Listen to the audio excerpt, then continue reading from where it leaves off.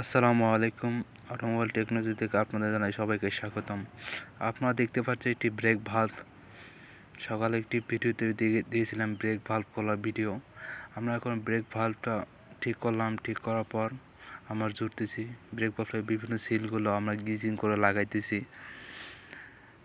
Break valve break হাওয়া pressure ছেড়ে দেওয়ার কারণে আমরা ব্রেক ভালভটা খুলে ভালোভাবে লাগাইতেছি। আপনারা এভাবে ব্রেক ভালভ খুলে ভালোভাবে লাগাবেন গ্রিজিং করে, তাহলে আর হাওয়া লিক করবে না।